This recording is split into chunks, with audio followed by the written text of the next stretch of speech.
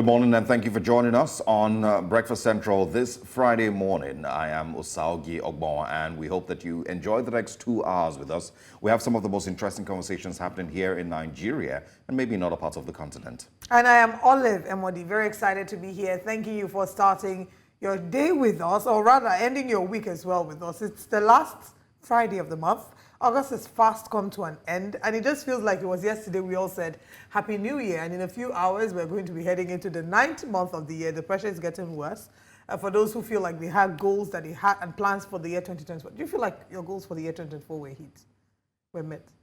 Are you trying to make me cry? My dear. Are you trying to...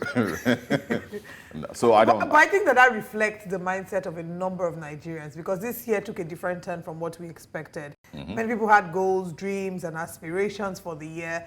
While some have been able to achieve a number of them, there are some who don't even know where they are starting. They are going to have to rewrite the goal for the next year. But just to say that, don't give up hope. The year isn't ended yet. All hope hasn't come. When I said hope, I then remembered renewed hope, and then I hit this high. But the thing is, I think everyone also needs to give themselves some grace, Absolutely. right? I've seen this a few times, and I think I agree that you cannot outrun a bad economy. No matter how, you can't outsave a bad economy. No matter what new strategies that you might have planned, once the economy turns on its head, a lot of all these things, eventually get tossed away. So. People need to give themselves some level of grace and just realize that they've done their best this year. We have a couple of months at the end of the year, but it's not a complete failure if you didn't achieve all those goals for 2024. But before we get into those type of statements, we want to just quickly share a quick story before we, of course, share with you what our top story is. And I've seen this on the Punch this morning. It's gonna come up on the Punch newspapers sometime during the 8 o'clock hour. I thought it was an interesting story, and mostly for certain reasons.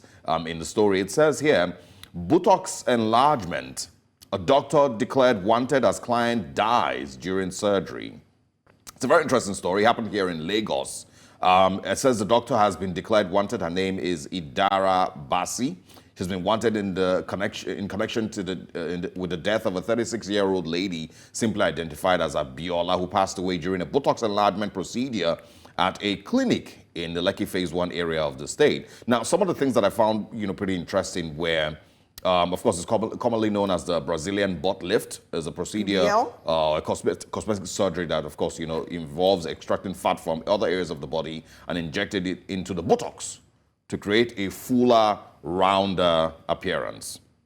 Now, it says here, before the incident, medical experts had cautioned about potential side effects of the procedure, blah, blah, blah, blah, blah, blah, blah. And then it says here, after the nurse allegedly administered the injection following the doctor's instructions, the driver who brought the lady to the clinic informed the police that Abiola lost consciousness and began gasping for breath. And that one I found a little interesting because how was the driver in the surgical room with them? How does he know that that's exactly what happened? Immediately the injection was administered, and then the lady starts to gasp for breath, according to what the driver told the police. Maybe somebody in the hospital gave the driver additional information. Somebody in the hospital who was in the surgery room but didn't want to, anonymously giving information. Maybe that's what happened. I just found it, pretty, telling. But I also did get to find out, that before such surgeries, because except it is a clear case of medical negligence, which has to be fully and properly investigated, the doctor cannot just randomly be charged because a patient lost their life. These things happen every other day in random surgeries, random other surgeries in the hospitals across Nigeria.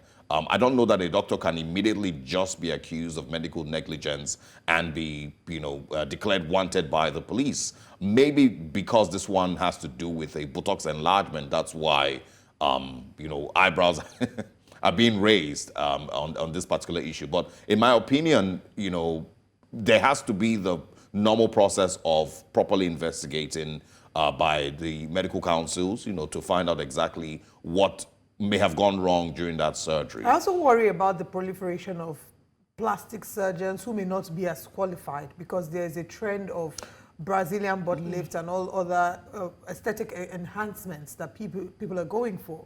For those who can afford it, they will often travel out of the country and go to places like Turkey to get their procedures done. But it's become quite a normal thing here in Nigeria. This isn't the first time, however, that we're hearing of a life that has been lost whilst in surgery. I know there was a case of Dr. Anu Adepoju, who was convicted, for her client, the loss of a client's life. Yeah. I think that also individuals need to be very, very understanding of the risks that go with surgery, and any surgery, not just plastic surgery. It's why you would sign a consent form. I remember once doing an upper GI endoscopy, which isn't an actual surgery. It was a process of investigation to look into my stomach. But you still needed to sign a consent form. And they explained to me that, there's a possibility that you could die from this. I say, what?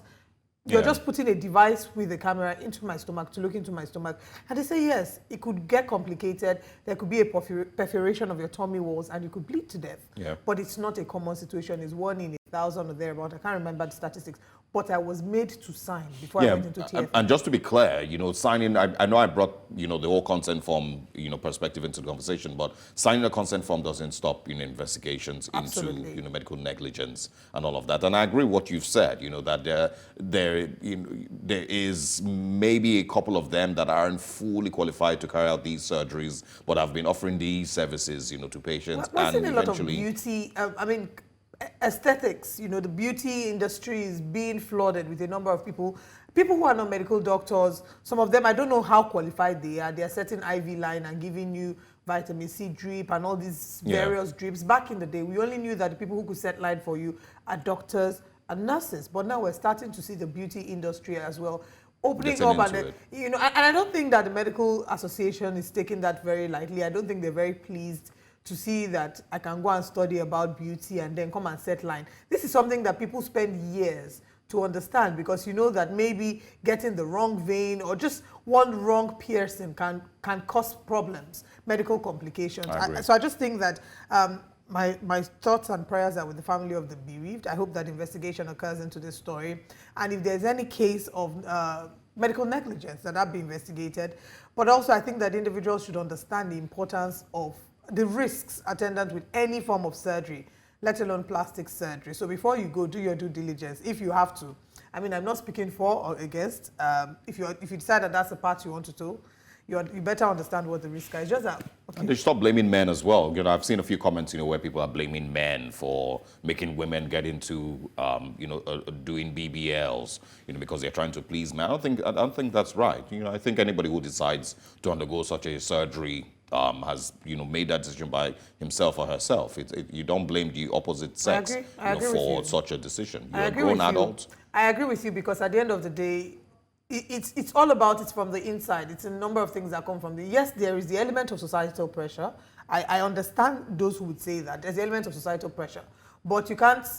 You have to choose. You have to take ownership. You can't give agency to the decisions that you make over your life. Decisions that are as weighty as that to a third party. So the worry is that sometimes people will say, if you get uncomfortable with one thing, you keep doing the same way they say with piercings. Once you pop, you never stop. Right.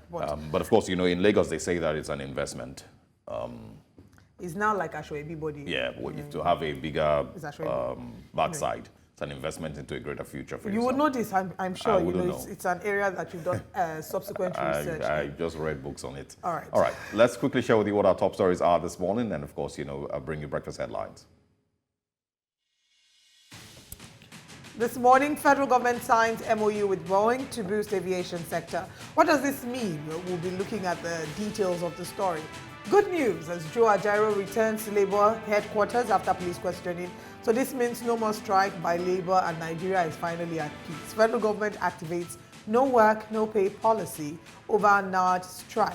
And the organized labor holds rally as Ajaero honors police. We saw the rally holding in Port Harcourt. We'll be looking at what this means as well. The newspaper front pages will be reviewed, and we'll be opening the phone lines as well. Stay with us. Now let's bring you breakfast headlines.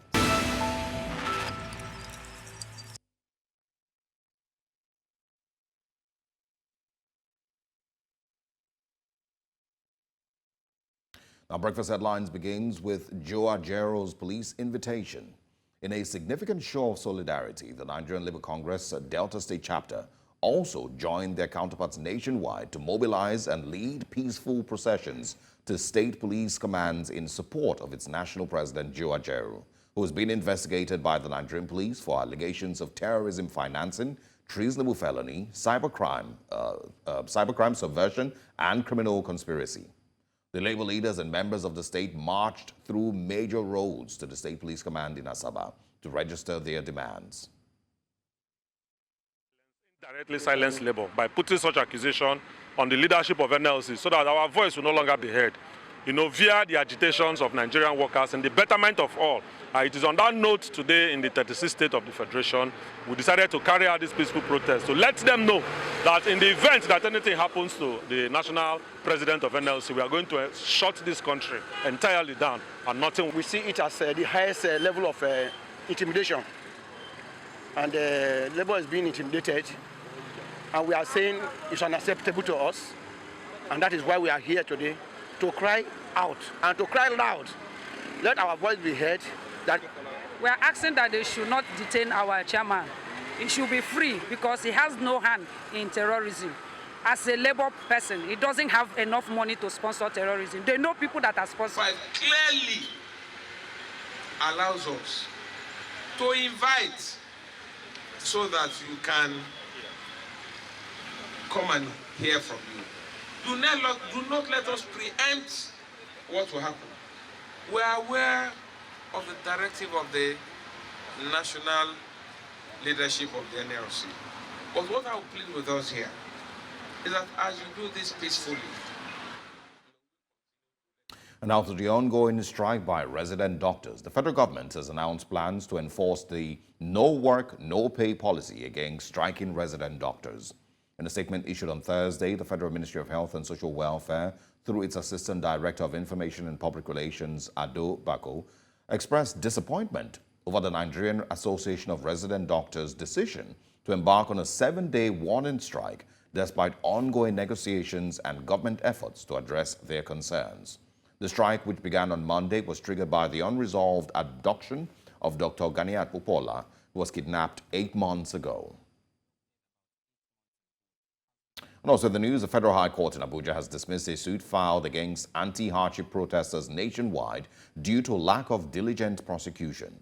Justice Peter Lifu struck out the case on Thursday after the 17 plaintiffs who initiated the suit failed to appear in court and the 26 defendants who were present had no legal representation. The plaintiffs from the 6 geopolitical zones of Nigeria had sought a court order to stop the protests, claiming their rights to freedom of movement, human dignity, property ownership, economic and social development, and national peace and security were being infringed upon.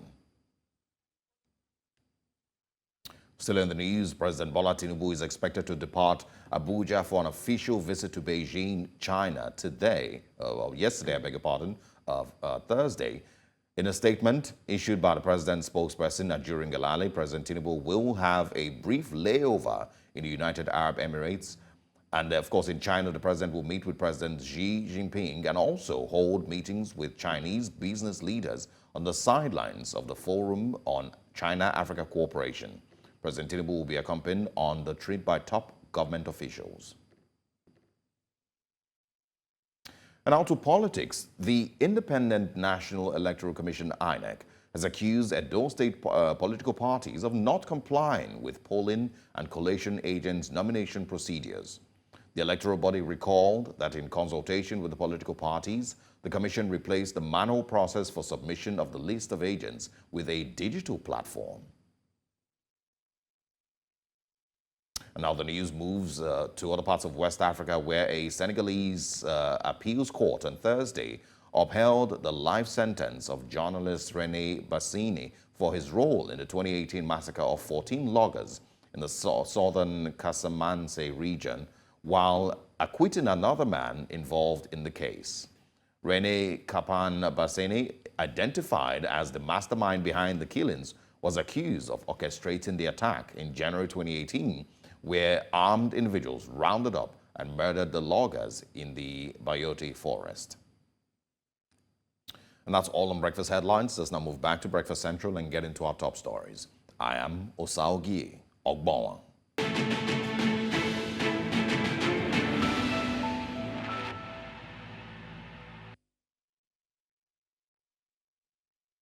Congress yesterday appeared at the Nigeria Police Special Investigation Bureau of allegations bordering on terrorist financing, criminal conspiracy, treasonable felony, and cybercrime. The president was earlier invited by the Nigeria Police, a situation that did not go down well with Labour and its affiliate unions. Labour had threatened to embark on a nationwide strike if Ajaero is arrested and detained by the police. They also accused the government of trying to intimidate the Labour movement. News Central's Emmanuel Bagudu reports. Had condemned the NLC president getting set to honor the police invitation, one which had stirred national controversy. Members of the organized labor had condemned the invitation, warning the federal government and the police to shun any attempt at arresting Ajaero and intimidating the labor movement. I can assure you we are not going to be long. I can assure you we are not going to be long. Because the president is innocent of all the monstrous allegations leveled against him. By the time we get there, we will remain stable, listen and hear the direction of the force. It is obvious that an injury to one is an injury to all. And as a result of that, let us remain solidly together. Let us remain an indivisible entity. Accompanied by his lawyers, Femi Falana, Deji Adeyanju, along with several members of the NLC, Ajaero arrived at the police station on Thursday morning and left in less than an hour. He finished the exam yesterday. Today is answering them. The honest truth. Our plea to Nigerian police is our country is going through too much. But wasting resources, wasting man hours on what doesn't exist is not nice. We have gone there and we are back. I just want to confirm to you that as a citizen, I've gone there and we are back here. So, and you can't do this job we are doing without this type of hazard. It's expected. And for those of you who called me, I told them that this is the hazard of the job. So, comrade, even at the unit level, some of us experience this. You know, as far back as 97, 98, I was telling Falana, we were pulling together in the cell, enjoying ourselves during the time of Abacha. So, comrades, but what is important is the circumstances, you know, that took you to that place. Or whatever is the case, we are out to continue the struggle. The NLC's Central Working Committee has also called for workers to march the police offices across the country in solidarity with the President of the Congress. In Abuja for News Central, I am Emmanuel Bagudu. Welcome once again. Now, Ethiopian Airlines CEO Mesfin Tasew has stated in a recent Bloomberg interview that the process of partnering with Nigeria for its national carrier Nigeria Air was politicized by Nigerian Airlines, leading to the project's failure. This comes after the current government halted the partnership, citing unfair agreements, and a federal high court in Lagos voided the sale of Nigeria Air Limited to Ethiopian Airlines. Meanwhile, the federal government has signed a memorandum of understanding with American aerospace company Boeing to enhance the nation's aviation sector. According to Nigeria's aviation minister, Festus Keyamo, the agreement aims to facilitate aircraft acquisition, improve infrastructure and operational standards, and provide training and technical support to Nigerian airlines. This partnership is expected to modernize Nigerian Airlines fleet, improve operational efficiency, and reduce downtimes. Joining us is General Secretary of Aviation Safety Roundtable Initiative, Olumide Onwayo. Good morning, and thank you very much for joining us. Thank you for having me. Good morning. All right. We'll come into the Boeing conversation, but let's first have your reaction to the updates regarding, Ethiopian Air stating that they were trying to help the Nigerian Airlines and it was largely politicized. They were trying to help themselves and not Nigerian Air or the Nigerian public. When they were leasing aircraft to Nigeria, all payments for spares was coming to them, procurement going to Ethiopia, top management going to Ethiopia, going to the Ethiopian team, and the payments and salaries all going to Ethiopia. They were not bringing a dime. They were only using the aircraft that they were bringing and be paying the leases. So they have all to gain. That's the modus operandi. That's what they're using with their model Aska in Togo. That's what they're using with Zambia, with the carrier there, and they were adding up two other countries in Africa. But you see, Nigeria is not the same as those countries. We already have existing domestic airlines. We don't. Our problem is we are yet to move beyond our airspace to have strong, viable international carrier. That's our struggle. But with the models they work with in other countries, whereby all the other countries have a very docile domestic airline, that model will work, but not in our own case here. So attributing the failure to politics is wrong. I think AON was right. They went to court. Why did they come to court to defend the allegations made against them? They were hoping that the former minister was going to browbeat his way and continue with the new government and allow his will to be the way. But what his will was not the Nigerian way. It was more of a self-interest than a national interest. Yeah, I mean, their business model which they're used to, like you said, has worked in other African countries, so that's probably why they decided that, probably will continue with the same model here. Shouldn't we, blame the former minister for hoping that they would go on with, that same business model or getting into some level of agreement with them to carry on with that same business model? I mean, just before President Buhari left office, we launched a whole Nigeria Air, that was a farce. Nothing was launched.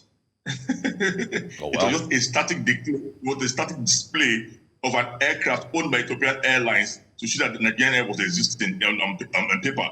And I tell you, that aircraft operated a domestic flight for Ethiopian Air about 3 hours before it departed for Abuja. Did the static display and went back and continued the flight to Somalia. So it was not a Nigerian owned aircraft, but a man that was departing, a man that was sinking, they needed to deceive Nigerians. But unfortunately, this is a country whereby public officials are not allowed to face consequences of their action. And even when they want to face the consequences, this long trial and judicial process kills the spirit, and in the process you see them negotiating their way out of. I think the former minister need to get behind the door to answer some of his actions in office, because it was a monumental failure in office. Almost all this roadmap did not come to fruition, apart from the Abuja University that should be merged with the Nigerian College of Aviation Technology rather than waste public funds. But for the Nigerian, it wasn't a clean deal. It was meant to pivot the minister and his cronies, and those were the private investors they got. They even sent people to Ethiopia for training, pilots and engineers, cabin crew, and they were all from one state. And that was supposed to be a national carrier. They were all from a section of the country. So that, I think it was a project that was destined to fail, and I think it has failed. I think what we have, and you begin to wonder, you have Arik Air and aero contractors who have all the facilities on ground, who have aircraft. When you combine the aircraft in these two organizations, you are looking at a minimum of 5 aircraft. These two organizations are being managed and owned by AMCOM, the Asset Management Company of Nigeria, owned by the federal government. So if you are eager to build a strong carrier, the first option was to go to AMCON, where you already own, where you already have assets. You only have aircraft, you have personnel, crew, land, equipment. So what were you looking for extra when you could have just built on that? But Ego made them say, no, I'm not going to work with you guys. I'm going to start my own, and my own, I'm not Nigerian. We're going to start it own, name it Nigeria, and him and his colleagues are going to have shares and work with some Ethiopians and the project consultants who are going to make Nigeria and take a Commonwealth through the bilateral service agreement that are in place for national carriers. All right. Let's move the conversation away from that update to the Boeing agreement. First of all, what are your thoughts? Are you excited about the MOU? This development, of course, does come after a month after Boeing agreed to plead guilty to criminal charges, criminal fraud conspiracy charges. So are you excited about it, and does it raise any concern for you, especially because of the criminal fraud conspiracy charges leveled against Boeing? Well, the criminal conspiracy leveled against Boeing has to do with safety-related issues, which is different from what we have gone to discuss with them here. What we went there for is access to aircraft, both new and old, training, provision of engines, equipment at good rates to the industry, not to the airlines alone, and also generally to improve access to the Boeing equipment, aircraft, engines, and all that work. That's what this agreement is all about. I want to ask my assignment, excitement. I'll say that I would rather tarry. I would rather wait until when the implementation starts. This is not the first time. But now, the way we are going there, in the past, Boeing has been here twice with the whole team, promising that we're going to do the same thing we are seeing now. The most important is we're going to set up the MRO here. MRO here means the maintenance, repair, and all organization that will be used to repair their Boeing and other aircraft rather than taking them out of the country. We've had this visitation from Boeing about 2-3 times in the last 15 years, and nothing has been done. Rather, they went and set up in Ethiopia. So this time around, the minister for the first time went with almost the whole aviation ecosystem, airlines, ground handlers, and other, even the engineers, and to ensure to sign this deal. I just hope it will move from that paper table to fruition and let's say in actual life. But in the past we've seen that this time we are going there. They've been coming here. They've been here twice when the South people wanted to move into Airbus and nothing has happened. So I just hope maybe this time around they will change. But Airbus is already coming to Europe. They will be with Ibom Air. They're going to run the maintenance repair organization. So let me see whether that will now ginger them to well. It's better for us to give Airbus a fight in the West African space. Maybe that will ginger them to come. But it shows the potentials have always been there. There's that power that Nigeria has, that zeal to move. But then things have not been working. Maybe I pray. Maybe this time around things will change and Boeing will move from the paper, from signing and the documentation to the reality. Well, time will tell. One of the things that would be questioned is whether we actually need these MOUs or these relationships. If the Nigerian aviation sector can survive on its own and can achieve these things without necessarily getting into agreements with Boeing or with Airbus or with anybody. And so, do you think that it is very vital for the Nigerian aviation sector at this time, or can the aviation sector thrive through other means to achieve pretty much the same standards and achieve the same goals without getting into these partnerships? Make no mistake, there's no airline or aviation-related company in the world that can go it alone.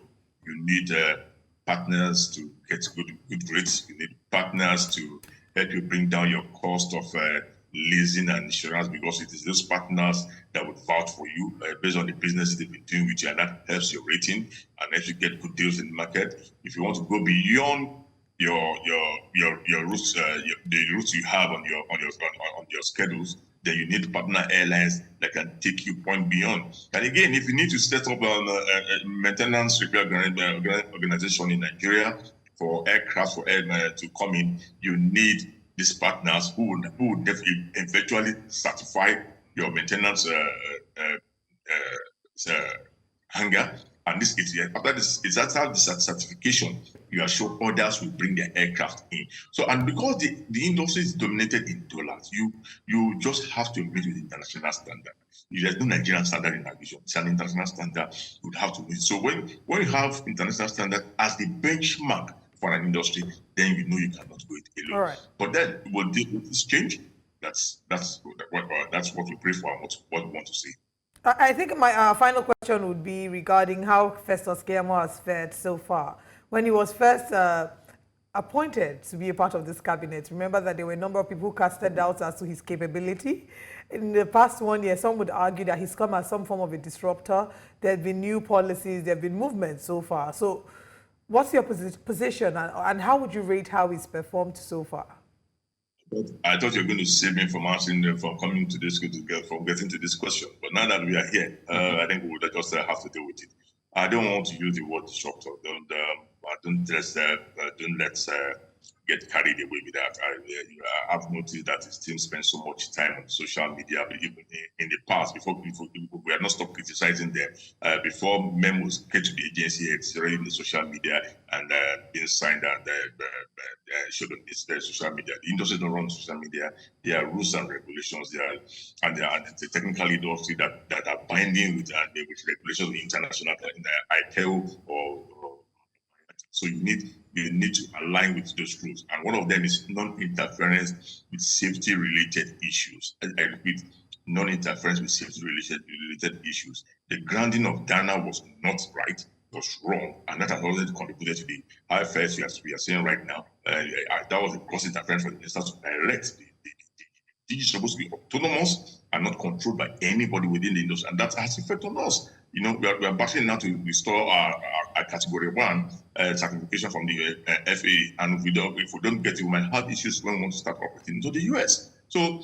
that's it. But I must give it to him in the sense that he has shown the tenacity that that's what we call Nigerian first. That I must give to him is about. Compared to the immediate past minister who was lying through the teeth and deceiving the world that he was doing things for Nigeria while he was running for himself. He has shown comfort with the airline operators. He's been helping and pushing their case, and I think that's a good one for us. But next thing now is to see how we can get foreign direct investors to come in. But he also needs to calm down because yes, he's a lawyer, and being a lawyer and a senior advocate makes him feel that if you cannot tell me what to do, I know the regulations. And one of those regulations was the one he breached concerning the grounding of Ghana, and the other one now was asking writing directly to airline helicopter operators and introducing a very scandalous fee, which was rejected by the industry, and now he has conducted negotiation. So I think he needs to consult before running to the public on all issues. All right. Olumide Nwayo, thank you so much for joining us. We look forward to having you join us again. Thank you for having me. Good morning. We're going to break. When we return, we have our next conversation looking at the strike by the National Association of Resident Doctors. Stay with us.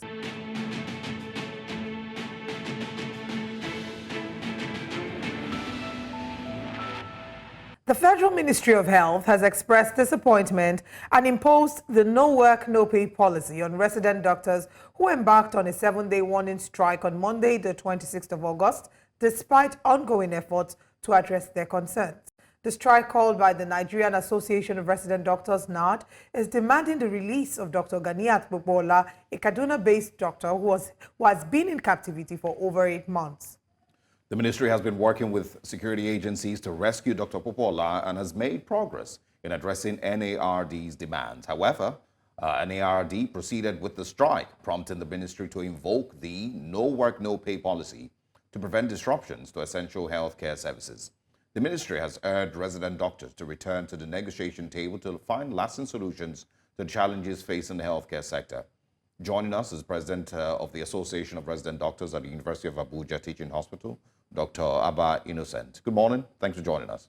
While we, of course, wait for him to get settled in and, of course, get the connection fully established, the conversation really, raises a lot of questions, as to, first of all, no work, no pay is in line with the extant labor laws here in Nigeria. But, a lot of people would always question, why that is always the response of the Nigerian government, when doctors or workers in Nigeria decide to, go on strike, to protest. Good morning again, Dr. Abba Innocent. Can you hear us? Good morning, sir. Good morning, viewers across the globe. Good morning, Nigerians. Thanks for joining us. I want to start with asking about, Dr. Popola. A really sad story. 8 months in the hand of her captors is really no joke. But I want you to quickly address, why it is taking 8 months for the NARD to take this step that they're taking, and if there are other concerns that healthcare workers across Nigeria are being targeted, and that's the reason that you've decided to go on this strike. Thank you so very much. Thank you for having me on the show this morning. Why has it taken 8 months for the Nigerian Association of Resident Doctors to act? Yes, because our primary responsibility is to render healthcare services. We are not security personnel. So And we know the security situation in the country, and anybody could fall victim. So 8 months, our colleague was kidnapped on the 27th December 2023, right in the hospital facility. What have we been doing the last 8 months? We've engaged security personnel, we've engaged the Kaduna State government, and the discussion has been ongoing because, again, we feel that the responsibility of security of lives and property is exclusively that of government. We are not trained to carry arms, and then that is not our line. So mediation discussion has been ongoing for the last 8 months. And why have we decided to take this step? In May 2024, we had a National Executive Council meeting, again, where we brought this to the attention of government. In Katsina, we had another Executive Council meeting in July, where we brought this to the attention of government. And we feel nothing is being done to this effect. And secondly, also because we have proof of life that our colleague is alive. And then recently, we're beginning to also have reports that she's having health concern. So we feel it is better we take this step now instead of waiting and having anything untoward happen to our colleague, for which we will not be able to forgive ourselves. So Dr. Ganiat Pupola is a mother of 5. Is a breastfeeding mother of 5. She's a Nigerian. And so it is the responsibility of government to provide security and safety of lives and property. So it is on this note that NAD has thought it wise to engage government. And then this warning strike is a child of necessity, because again, we have no option than to do this. And that is why we decide is the strike necessitated by, the NERD feeling like the government isn't taking their demands seriously enough? Yes, of course. Because if government has done what government needed to do, there will be no strike. For 8 months, there was no strike, So if government is doing what they are supposed to have done, then there wouldn't be need for this strike. Again, this is a warning strike, where we needed to clamor and create enough publicity for government to hear and then take proactive measures, to be able to bring this anomaly to a stop. It may interest you that when the 20 medical students were kidnapped, again, we rose up to the task and government listened and expedite steps were taken, and this was sorted out. But for Dr. Ganiat Pupola, and not just Dr. Ganiat Pupola, there are so many other head personnel that are currently in incarceration, and government needs to act fast. Again, you ask a question whether this is targeted. Yes, this is targeted. We are beginning to see and notice rising, very alarming increase in the kidnap of health workers, particularly doctors. Time may not permit us to begin to list the number of our colleagues that are currently in incarceration, And what are the reasons for this? These kidnappers feel that doctors, are rich, and which is not the case, because the remuneration we get in Nigeria is if you compare it to what is gotten abroad, it does not compare at all. So that wrong notion that doctors are rich also makes doctors vulnerable to kidnappers. Again, some of our colleagues that were released, we had a cause to interact with them, and then they had to tell us how they were made to write prescriptions to attend to wounded mercenaries, because again, these people cannot access health care, So what is the way forward is to capture doctors. And it's not as if when they capture a doctor and, you pay huge sums of ransom to be able to be rescued, and then you stay longer than necessary. For before now, what we know is that once ransom is paid, negotiations are done, the person in captivity is released. But you have a situation, 8 months incarceration for a Nigerian, a breastfeeding mother of 5. We are appealing to Nigerians to impress on government to do the needful. All right, just to double check with you, we want details. There are conflicting reports as to the story surrounding Dr. Ganiat Popola. You've just mentioned that she's a nursing mother. Do we have updates on her child? Is she with the child? Is the child at home? You know, are there other facts that you can give to surround the story? Well, the information available to us is that Dr. Ganiat Popola was abducted with the husband and the nephew. And then following initial conversation and negotiation, the husband was released. So currently, Dr. Ganiat Popola and the nephew, the available information states that these are the two that are currently in incarceration, and we have proof of life to Dr. Ganiat Popola. All right. It's unfortunate that she's still in captivity with her nephew. Talking as well about the moves that the NARD have made and the Medical Association. I hear that there have been letters that have been written to the federal government, and now you feel that you've been pushed to the wall, hence the strike. Also, I hear you regarding feeling like it's targeted. This isn't the first time we're hearing of a doctor who's been kidnapped. There are several doctors. There's the case of Musa Gimba, which we talked about over and over on the show, who unfortunately had his son killed while in captivity. Let's talk about what this might mean for Nigeria's medical industry, for Nigeria's medical sector in this year, in the coming years. What picture do you think this will paint, and what projections do you have for what this might mean? We're already seeing a mass exodus of medical personnel out of the country. The president is trying to revitalize the health sector with policies that would maybe encourage health personnel to come back into the country. But if we still have cases of insecurity like this, what do you think this means for the medical sector? This does not spell well for the medical sector. It does not in any way. And please, for Nigerians, it is not just clamor for doctors. We are clamoring for the health sector generally. Because number one, like you said earlier, the mass exodus of doctors, for the doctors that have remained behind in this country, it shows a high level of patriotism. And we are asking for safety of health workers, safety of health facilities.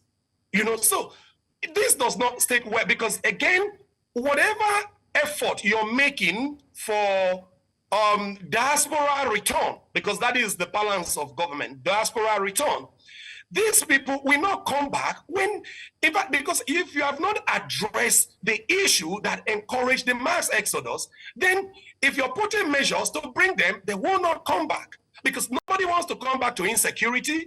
Nobody wants to come back where you don't have opportunity for professional retraining. No, we're not even talking about remuneration any longer. We're not even talking about welfare. We are talking about insecurity. How do you feel noting that in the consulting room, you're not safe? Dr. Ganiat Popola was kidnapped right in the head facility.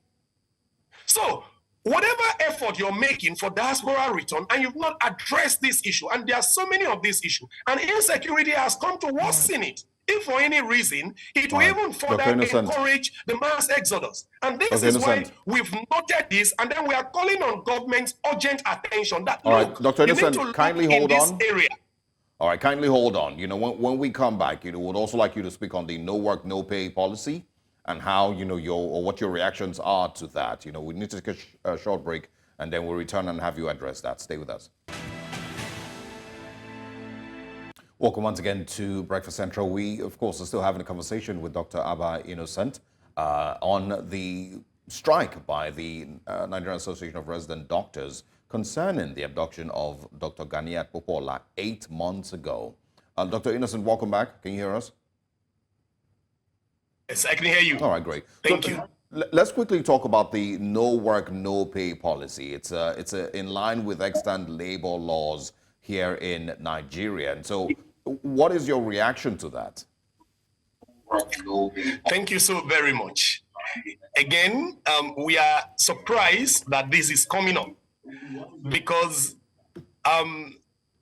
you don't solve a problem by creating another problem.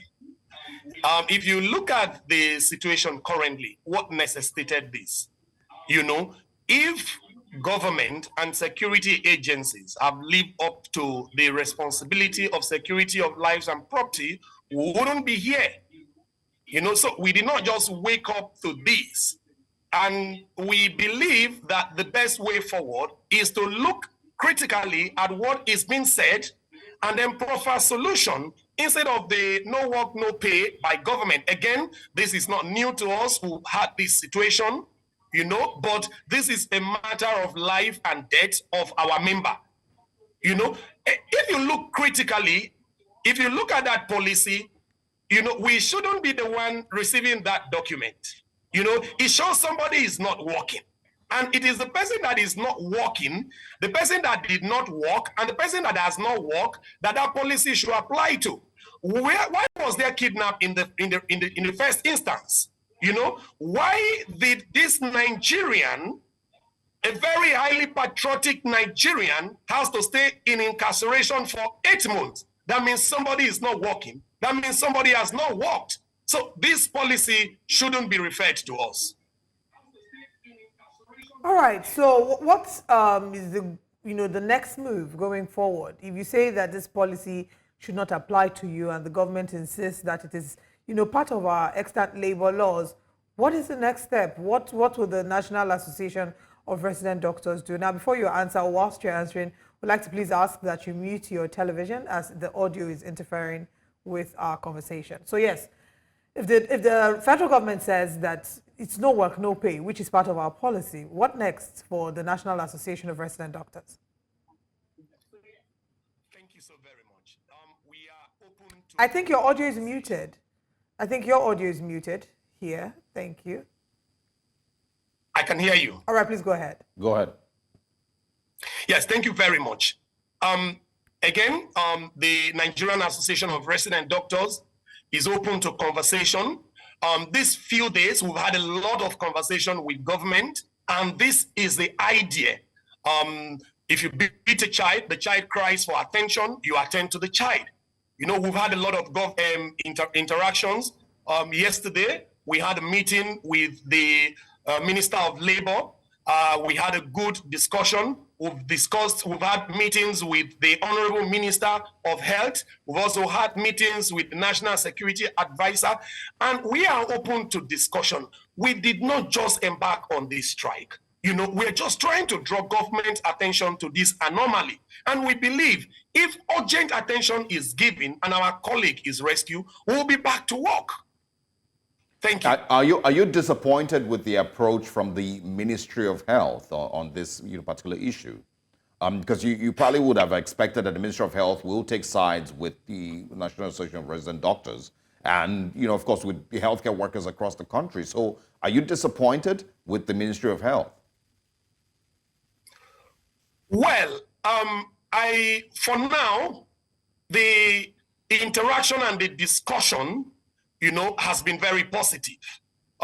We would have preferred a situation where proactive measures were taken before now to have saved Nigerians, of these needless difficulties in the past few days. It's quite regrettable. But again, Nigerians, we understand the discussion because we're not talking about welfare, we're not talking about remuneration.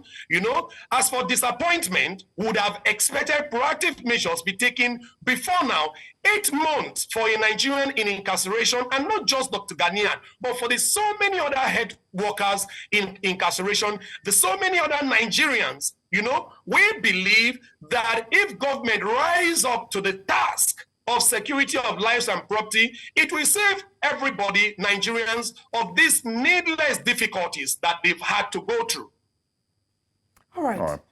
Thank you so much for joining us on the show. We do hope that the federal government intervenes and Dr. Ganiat Pokbola is released, reunited with her family and in good condition, hopefully.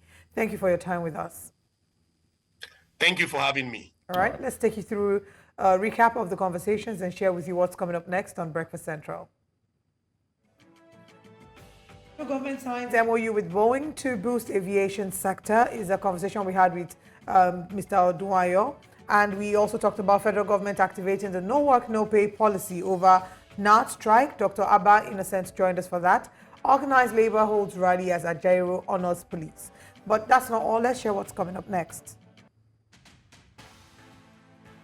Coming up next, Joe Ajaero returns to labor headquarters after police question him. And also the newspaper front pages. We'll be sharing with you the major stories making headlines across Nigeria this morning and also our top stories of the week.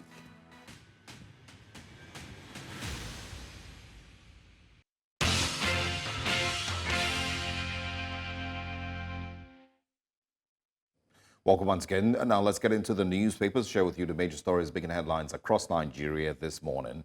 We're joined this morning by the head strategy and public affairs, Nairametrics, Owade Ahimie. Good morning. Thanks for joining us. Good morning, Oli. Good to have you. Good morning. Good to be see here. Good to have you. It's like you're always compliant with me. I every know. I mean, there's a meeting of the minds happening here. Osage never seems to get the memo, but that's okay. I'm special, that's why. I'm special, that's why. Okay. I don't roll with the masses. The masses. Anyway, let's get into it. You know, there's interesting stories, I believe, on today's newspapers. We're going to kick off on the Daily Trust newspapers and see what we can find. The big one on the Daily Trust this morning says Nigerians paid 1.04 billion naira ransom to kidnappers in 1 year, says a report. The SBM report, I think, said even a bigger figure. It says 1,056 killed, 7,568 abducted in 1,130 incidents. Credible intelligence lacking, says a former AIG. Ex-DSS boss wants emergency declared on security. And of course, troops neutralized 1,166 terrorists in 29 days. Still them, no they finish. Crash food prices in 1 month, federal government tells traders. I don't think it works like that. Students seek review of federal government's 18-year admission eligibility, and also Zamfara residents kill 37 bandits. That's also interesting.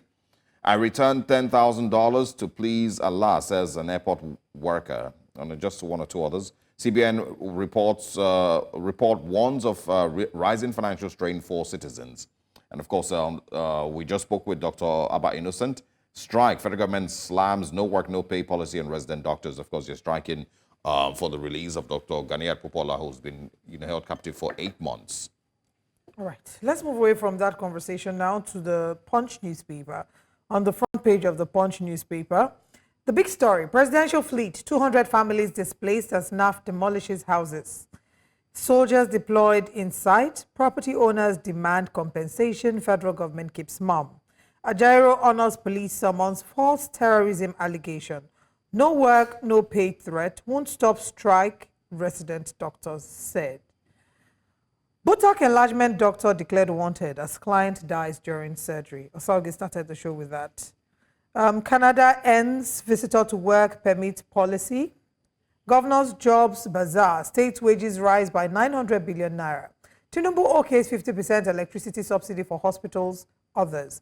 NYSC bars poly graduates without IT experience. So that's I can't not take this on Edo governorship. I will build on foundation laid by Obaseki, according to Igodalo. I'm sure that Osage can tell us about. And you two, you're also from Edo State, so I'm sure you can tell us on from Nigeria. Yeah, Wadi Ahimie. You must tell us the foundation that you are denying your state. Obaseki has made a nice. My state of residence is where I am. Okay, no, your state of origin. Where is it in the constitution? I'm asking of you. I'm asking you too. You are the legal mind. You are trying to play smart. No, I'm not playing smart. I'm just asking. Anyway, your governors. The governor of Edo State. My governor is governor of Lagos State. Okay, sorry. Anyway, the governor of Edo State, Osage's governor, has built a great foundation, and Igodalo has said he will build on the foundation laid by the governor. PDP, APC, others signed peace accord on September 12th. It's one thing to sign peace accord, it's another thing to respect the peace accord. Absolutely. But let's move on from that to the next paper. All right, the Daily Times newspaper is up next. It says here, NLC can't be intimidated, says Ajaero after police interrogation. Says the NLC remains committed to defending rights of Nigerian workers. Real reason why police invited NLC president emerges. Troops neutralized 1,166 terrorists, arrested 1,096 suspected terrorists in August, says the defense headquarters. We no longer eat 3 square meals, Kaduna residents lament. That's been going on for a while. Tinubu calls for strengthened collaboration between Nigeria and Brazil on aviation, and also inflation. FCCPC gives Nigerian traders 1 month to slash prices or face penalties.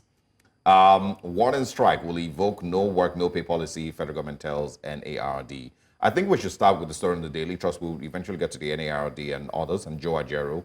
But let's start with the story on the Daily Trust that says Nigerians paid 1.04 billion naira ransom to kidnappers in 1 year, says a report. And of course, with other writers to the story. What are your thoughts on that one? And how shocking is that? Well, I don't think it's shocking. At the end of the day, we've seen in the last, maybe since the beginning of the year, we still are having security challenges, but nobody is really reporting the volume of security issues within the country. So I don't think it's shocking. But on the other side, there is a legislation that says if you pay ransom, you can go to jail. So maybe we should start investigating these Nigerians who paid 1.04 billion. Are you with me? I charge them for paying to get loved ones out of. I'm getting somewhere. Yeah, okay. For getting their loved ones out. Yeah. Are you with me? To reunite with them if the government cannot do what they're supposed to do in providing the right security architecture in the country. Because it's just ridiculous that you pass an act, or you have an act that says we shouldn't pay ransom. But at the end of the day, the security architecture cannot provide you the right security that you want. So how do you want me to live?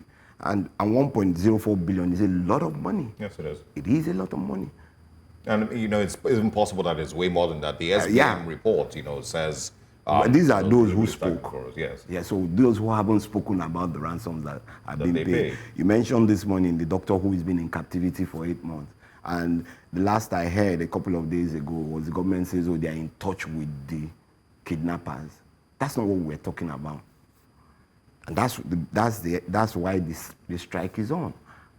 Do you think that it's targeted at healthcare workers? The guest we had feels like it was targeted. And I think that it's a Nigerian problem. When Osagi had asked him, I initially felt like, no, I don't think it's targeted. I think it's general, that we do have an insecurity problem. However, he shared experiences from some of the doctors who had been released from captivity, how they said when they were taken into captivity, they were used to treat people who were sick in captivity and to treat the terrorists because they don't have access to healthcare. Yeah, so there are a number of scenarios here. It's a general problem in Nigeria, but where they find that they have a challenge in terms of those who are some of their colleagues who are wounded and all, and of course they can't take them to hospitals, and they don't have the right, they don't have people within them who have trained medical personnel within them. So you now start to do what? You target those who can. So let's quickly those who can provide those services for you. So let's quickly. Lenin, good morning.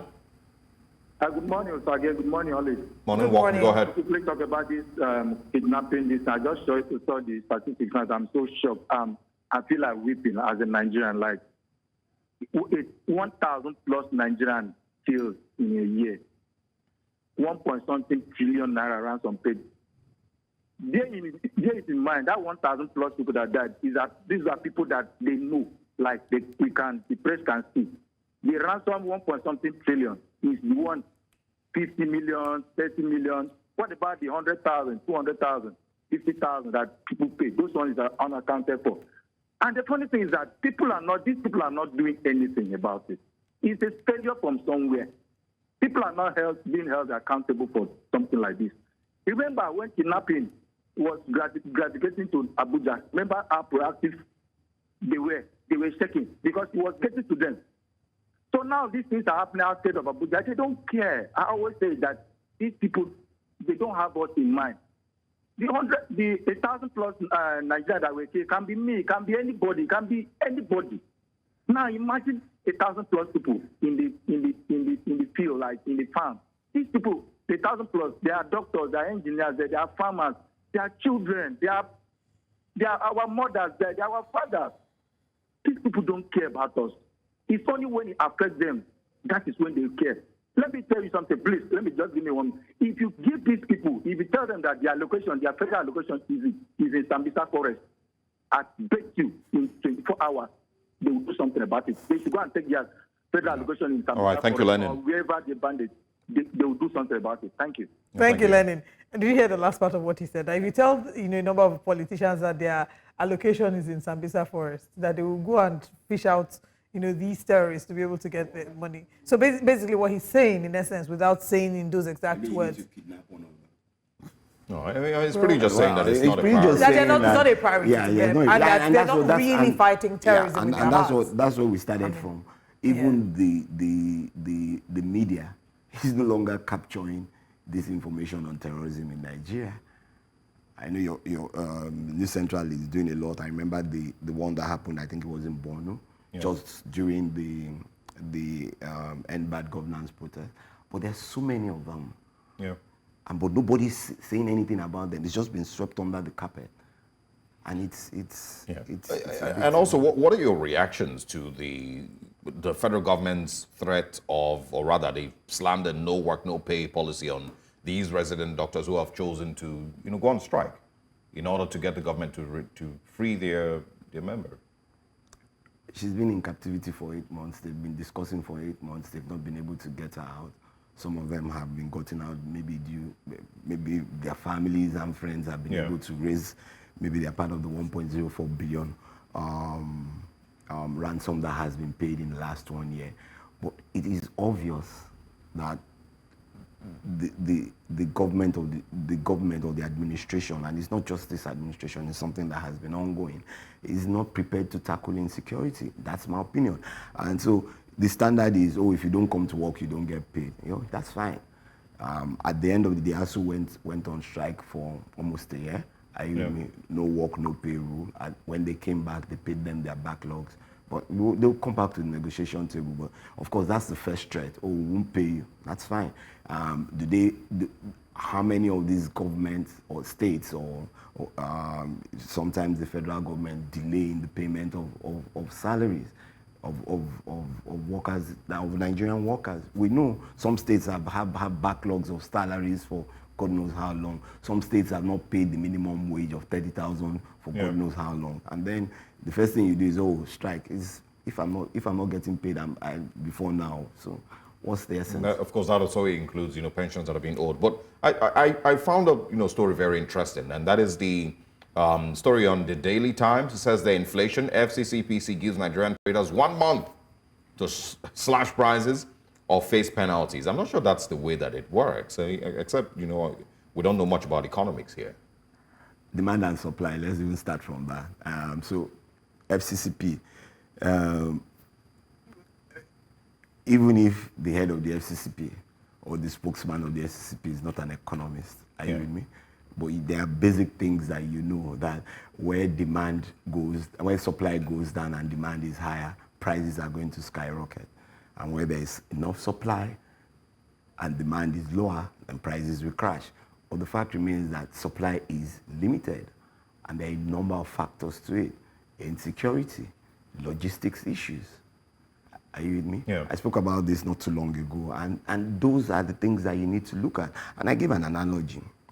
You guys are well known on TV, so if you decide that you want to do something, where on your spare time, where maybe you provide some form of anchor and service, you decide how much you want to put into your wardrobe, how you want to get to the service delivery place and all.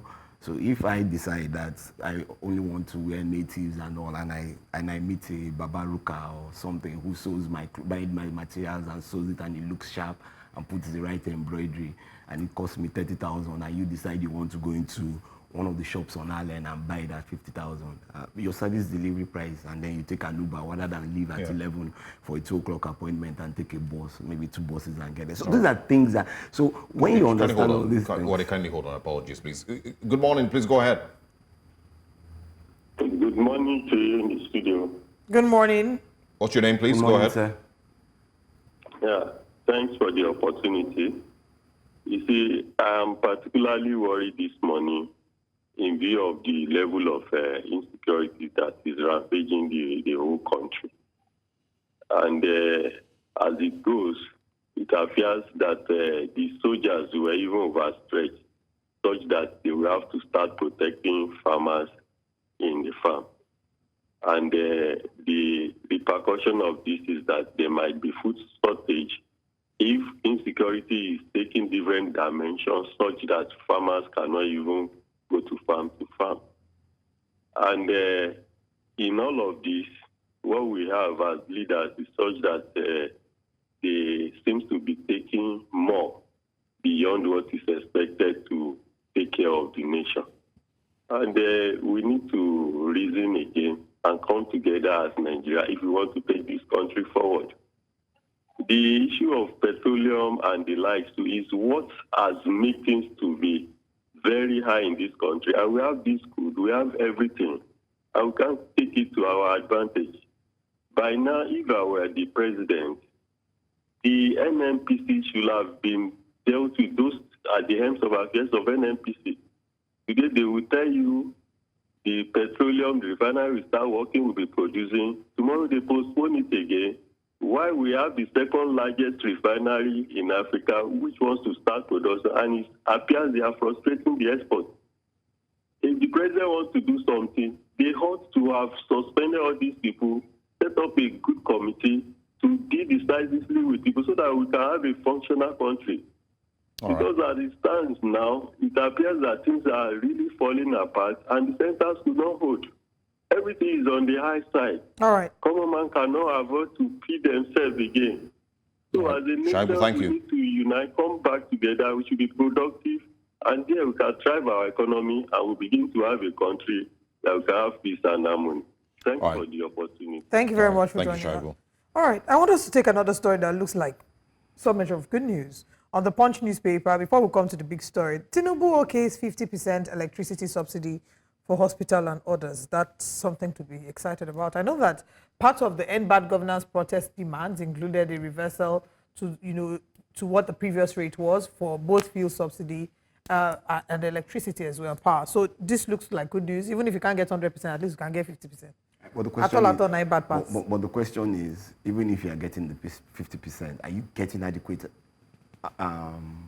quantity of electricity to run the hospitals? You see, let's just note, in my own opinion, we like to throw numbers, are you with me? And I'm a data person. If the quantum of electricity you get in a day is 4 hours for the hospitals or 8 hours, so what does 50% do? Does it increase the amount of electricity that comes to you? No.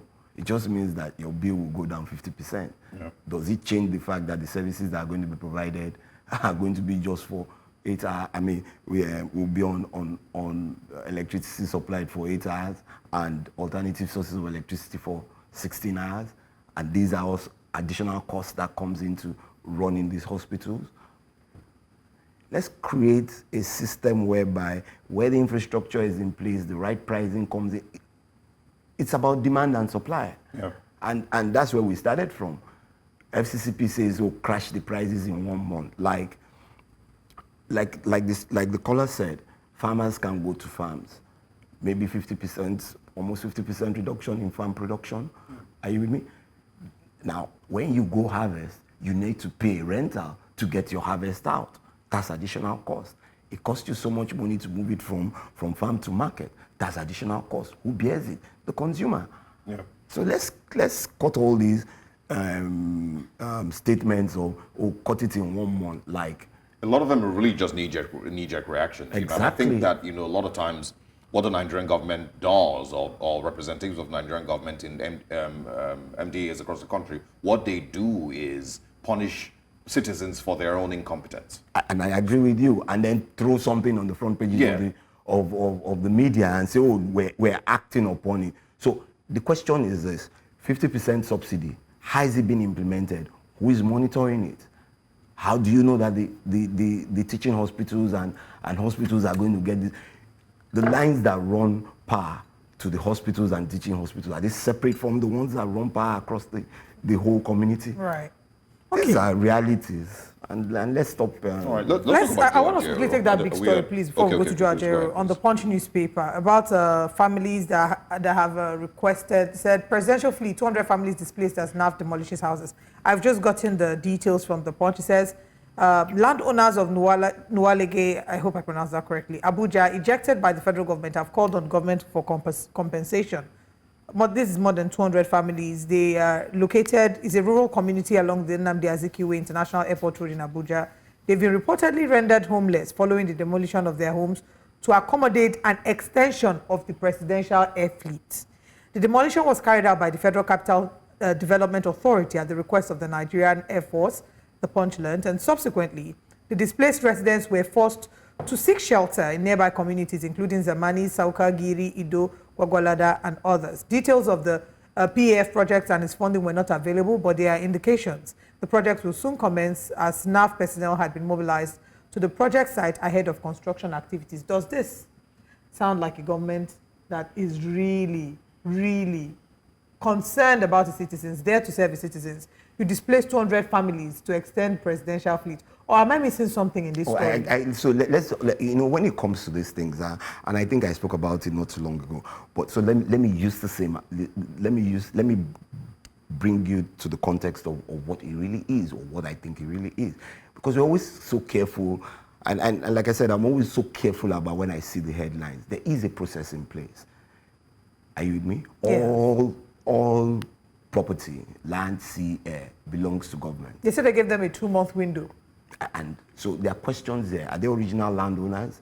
If they are, you get, then you need to move them. And so two things. You need to find new space for them, to relocate them, and then you pay them a compensation. That's the standard. That's the process.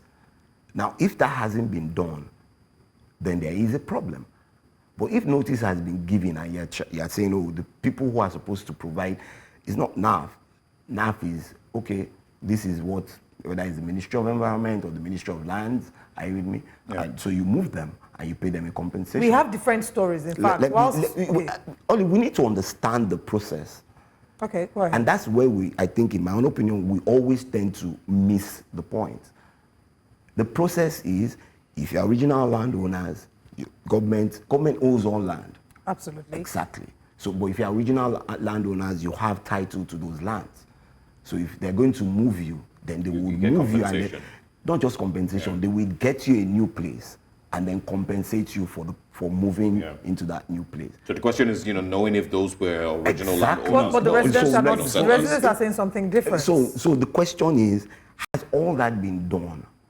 They say they have done. The residents say they haven't. And that's and so who is speaking the truth? Exactly. Exactly. But we need to understand this. And if that hasn't been done, of course, government always says, oh, we've done it. It's not a process that is overnight. So people need to understand all this and say, but when yes, it's unfortunate, but if time had been given, we don't know how long they've been talking about this extension. But of course, it's come to light now. But you said you gave them 2 months. Do you have maybe they provide that. To quickly speak on Joe Ajaero? On Joe Ajaero. I think I can. Yeah, it's all over the news. I mean, on the Punch, it says here, Ajaero honors police summons, false terrorism allegation. And of course, we saw Labour members of the NLC in parts of the country yesterday, of course, also going to police stations to do a silent walk in support of Joe Ajaero. So the first thing is, and which is also the most important thing for me, honor the invitation. Get your lawyers there. Yeah. You take your statements down. They'll provide you what they say they are investigating, what you know about it, and so on. And he's done that, and he's come out of it. So I'm fine with that. But the thing about it is, like I continue to say, make sure the process is transparent. There were some, in the opinion of Labour, there seemed to be some hanky-panky. You get? And so when you think there is hanky-panky, you shout out so that everybody knows. Yeah. And that's what has happened. So Joe Ajaero has gone to the police. He has presented himself. They've questioned him. He's taken his statement most likely.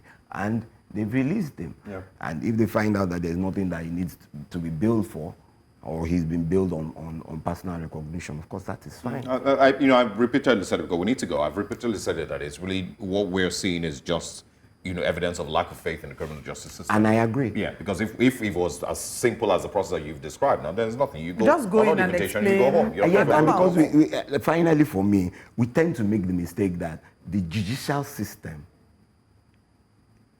are the courts. The judicial system starts from the police. Yeah.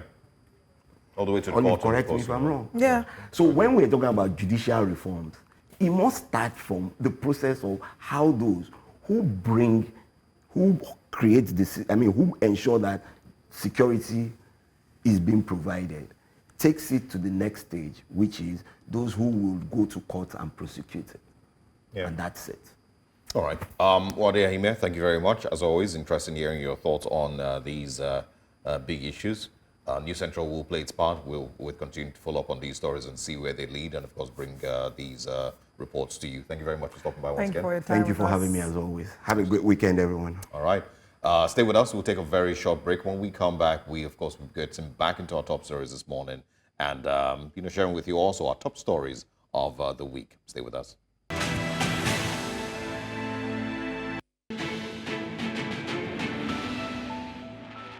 The president of the Nigeria Labour Congress, Joe Ajaero, has declared that the union will not be intimidated by external pressures after he was interrogated by the police over allegations of terrorism financing, cybercrime, and treasonable felony.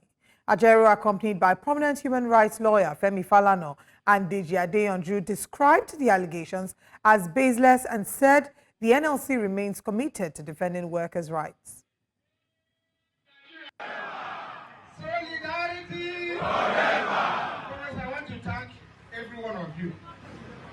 Thank all comrades in the states that are in various state commands that are praying that those that have been fasting since morning can break their fast now.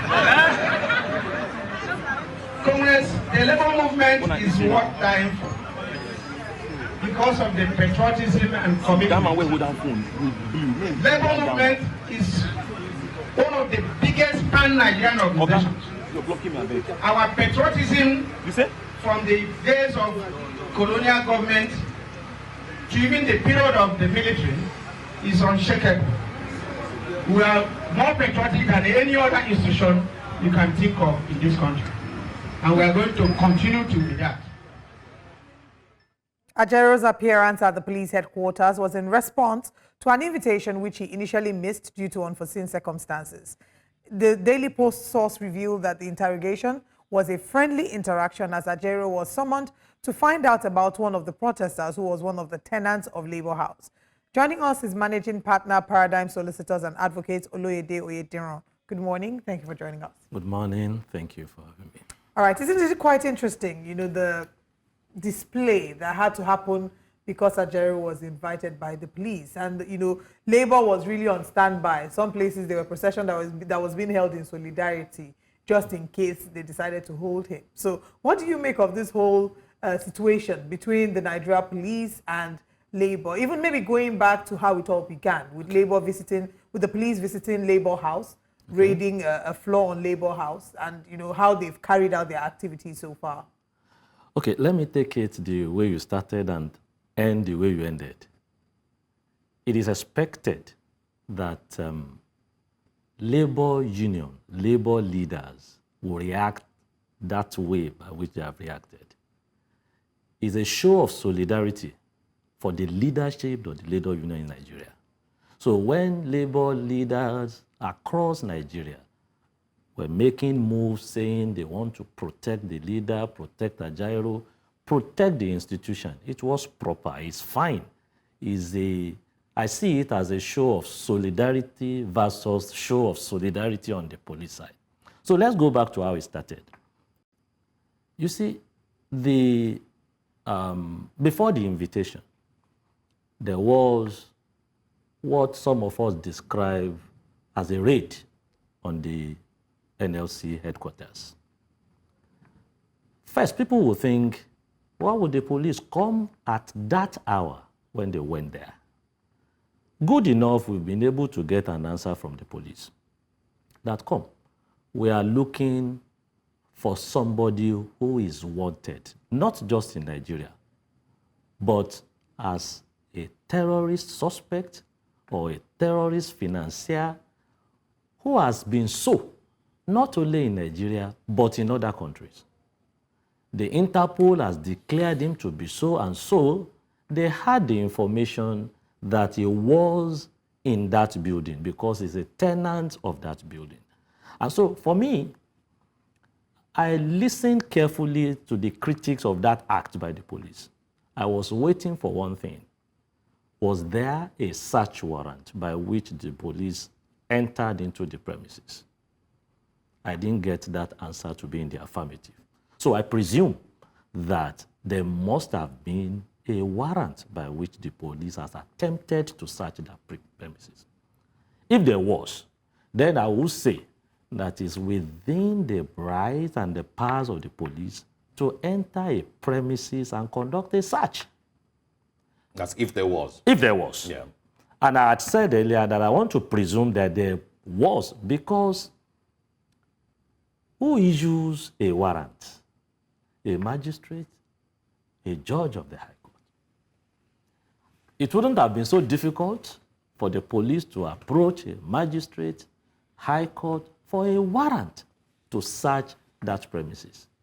And so, let me add that if the search was backed up by a warrant, it was proper for the police to have done it.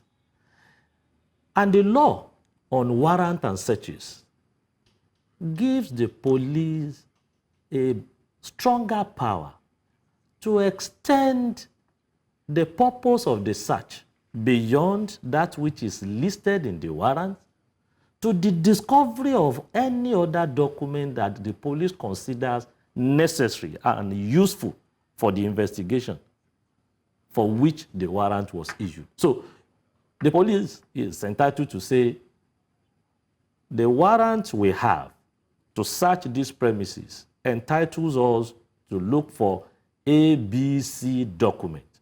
But when we got there, we discovered D, E, F documents which are relevant to our search. And so we decided to take it along for proper investigation.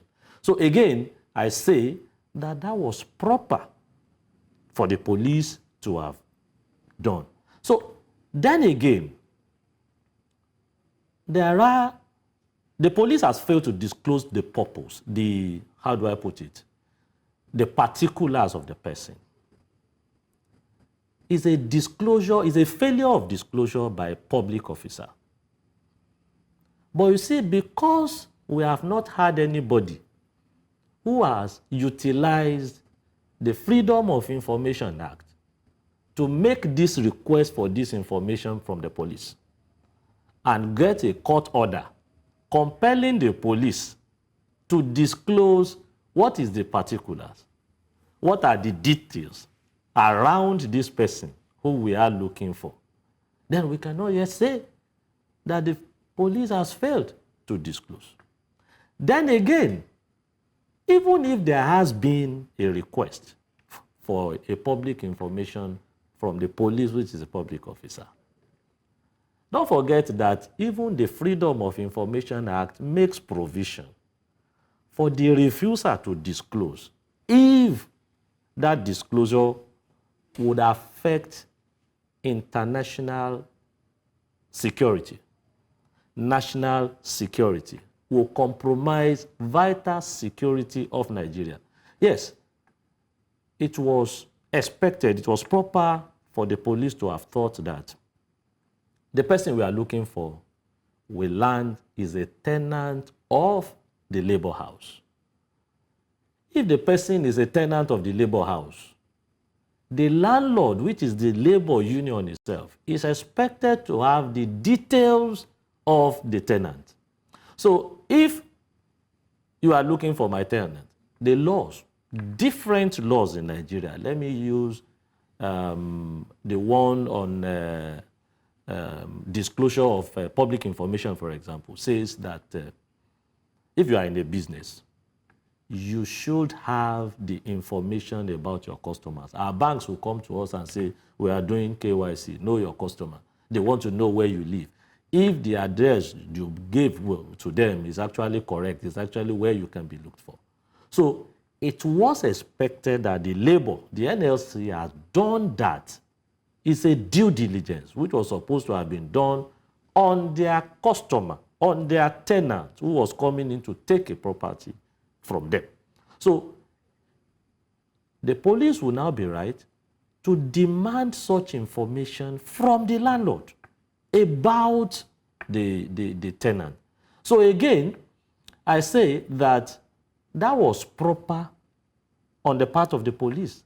Yeah, it's but a show of I think because we need to take as many questions as we can with the time that we have. Okay. I think, of course, things that are still not clear. The police did mention in the news report, that the The police went into the night raid with proper legal backing, which I'm going to assume means that they had a warrant, but I don't know if that covers the NLC's office itself. If they went, on the night raid to pick up a suspect that they had been tracing or tracking, whatnot, I don't know if that search warrant covers the entire building and everything that is in there, or just, where the person was, so those are questions that should be answered, over time. What has happened also, and I did mention this, with our previous guest, that the reaction to the invitation by the police, because, it's pretty interesting moving from, we went to, to raid a particular suspect, to the NLC president being charged with, terrorism and cyber, all sorts of treasonable felony and whatnot. It's quite a lot, and people have said that this might be, tactics to intimidate Joe Ajaero, intimidate the NLC. So do you, see some credibility in those claims so far? Is either of the two ways. The problem we have in Nigeria generally is trust. If the police or any government agency or any government officer takes a step, we are not always sure of the motive behind the action. And that's why those who are saying that the move is targeted at silencing the labor may be right to an extent. But you see, as I always say, we shouldn't be quick at such conclusions. We have to wait for the outcome. It's unfortunate that the outcome of most of these investigations are never made public. Yeah. And so people are on the guard. People are prepared to say that, well, we know that nothing is going to come out. If it has been in a proper terrain where after this investigation, reports will come out to say that we went to look for ABC. We did not find ABC, but we found DEF. DEF eventually became very useful for our investigation, and this is the result. We would not have had that problem. People would not be agitated. People would not be crying. It's obviously a long history of lack of clarity from Nigerian government, and of course, its representatives in every aspect. And, I did speak about, the lack of trust in the criminal justice system, because if it was a simple invitation where Joe Ajaero simply has to show up, hear the charges that have, been read, against him, applying for bail, he's granted bail, he goes home to prepare his, with his legal team. Nobody, has any issues with it. But because of the complete lack of trust, and because we've seen that there have been times when people have been arrested, they're kept beyond 48 hours that the criminal justice system, provides. They're kept there for weeks. The police continues to, renew, legal requests to keep them, much beyond, the expected time. That's the simple reason why. It's not the Nigerian citizens' fault for having that trust deficit. It's the fault of the Nigerian government and how it's handled its affairs. Then, the responsibility is that of all of us to start making the desired change. I have had a terrible situation of where a client of mine refused to play games with the police and was charged with an offense and was arraigned overnight at a time when he would not even have the opportunity of going home. And the way our prisons are, if you are remanded for a few hours, for an hour in that prison, you would never wish it for your enemy. So just as you have said, if the issue had been proper, the legal system, the criminal justice system is fine. You are arraigned.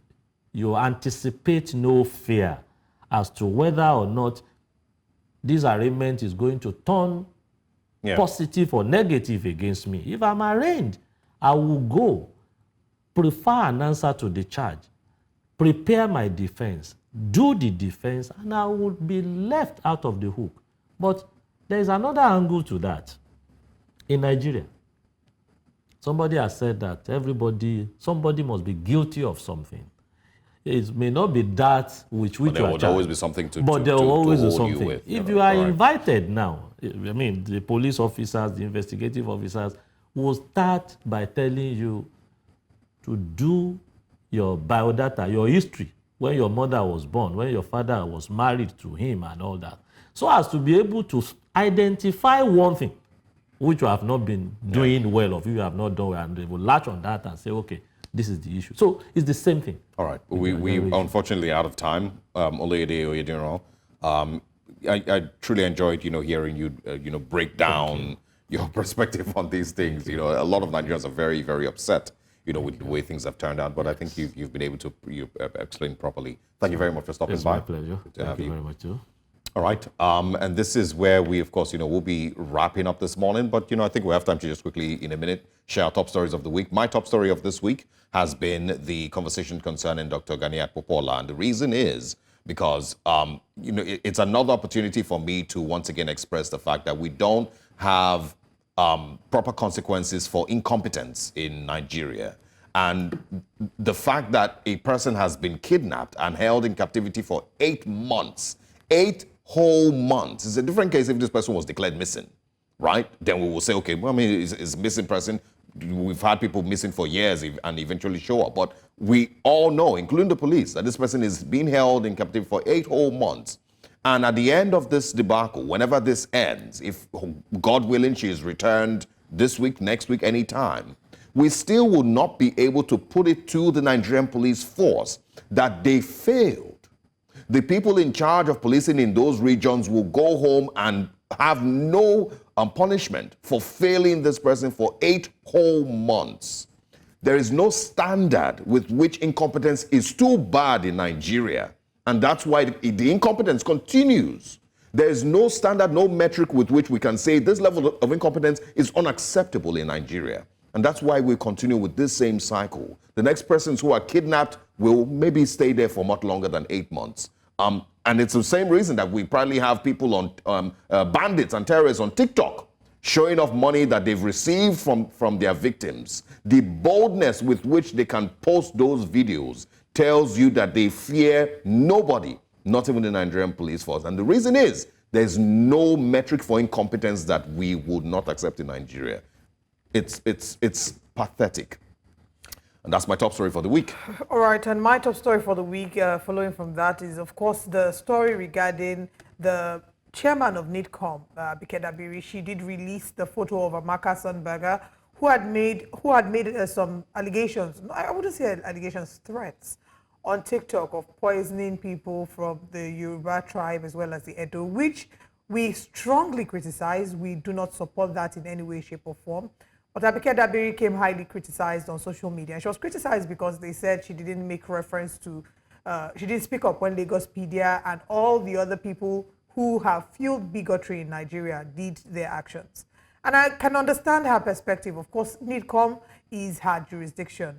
She spoke up in the case of Amaka Sonberger because Amaka is not in Nigeria. Amaka is in Canada, and it's an issue that falls under her jurisdiction. However, I do think that what is reflected is the fact that we have a problem with bigotry, and it is something that has been going on for the longest time. And like we said yesterday, you can't just turn it on and turn it off. It's not a tap. So if we don't go to the root cause and fix the problems and ensure that there are punishments, punitive measures, where people make statements that are, that would incite bigotry in any way, shape, or form, regardless of what social status they occupy, that they should be made to dance to the tune of the song that they have sang. Until we start to see strong measures being implemented, punitive measures, then we probably have a long way to walk when we look at bigotry. But that's all that we have for you. Thank you very much for joining us.